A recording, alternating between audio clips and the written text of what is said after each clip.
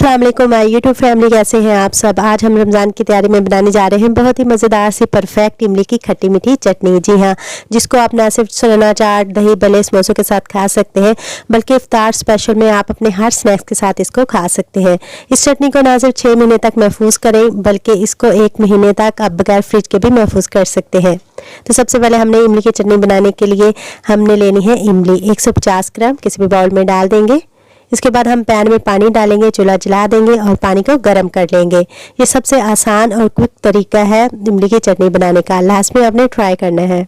इसके बाद हम गर्म पानी जो है इमली में डाल देंगे और इमली को पानी में अच्छी तरह से इस तरह से मिक्स कर लेंगे।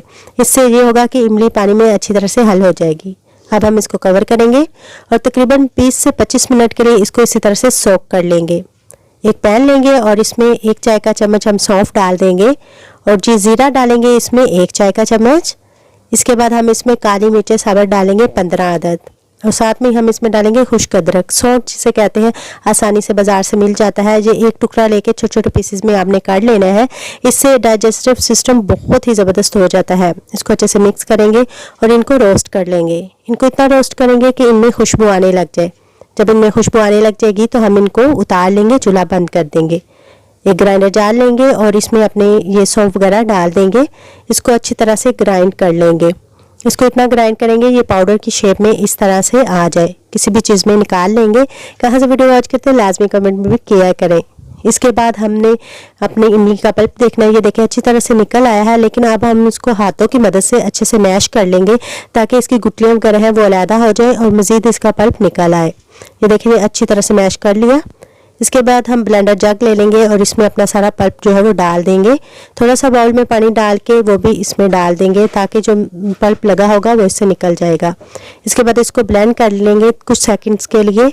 इसको अच्छी तरह से ब्लेंड करने के बाद हम स्ट्रेनर ले लेंगे। कोई भी छलनी ले लें, छोटी या बड़ी आपकी अपनी चॉइस है। बड़ी छलनी थी इसलिए मैंने सारा पल्प इसमें डाल दिया। इसको अच्छे से आस्ता आस्ता करके हमने इसका पल्प निकालते जाना है। थोड़ा सा पानी भी डाल देना है ताकि ये आसानी से हमारा पल्प जो है वो स्ट्रेन हो जाए। तो नीचे से छलनी जो हमारी बंद हो जाती है, इसको इस तरह से चम्मच से उतार ली। थोड़ा सा लास्ट में भी पानी डाल देंगे अच्छी तरह से। ये देखें जी मैंने पल्प को छान लिया है और इसकी गुठलियाँ वगैरह अलहदा हो चुकी हैं। ये देखें जी हमारा पल्प जो निकल आया। अब हम 2 खाने का चम्मच ऑयल ले लेंगे, किसी भी कढ़ाई में डाल देंगे। इसमें हम डालेंगे ज़ीरा आधा चाय का चम्मच और ज़ीरे को हल्का सा फ्राई कर लेंगे, ज़्यादा फ्राई नहीं करना है। और हल्का सा फ्राई करने के बाद हम इसमें हींग डालेंगे, थोड़ी सी हींग डाल देंगे। इससे बहुत ही ज़बरदस्त टेस्ट आता है इमली का और ये स्टमक प्रॉब्लम के लिए बहुत ज़बरदस्त होता है। अगर आपके पास हींग पाउडर है वो भी यूज़ कर सकते हो। इसमें इमली का पल्प डाल देंगे, इसको अच्छी तरह से मिक्स कर लेंगे और हमने आँच जो है मीडियम कर देनी है।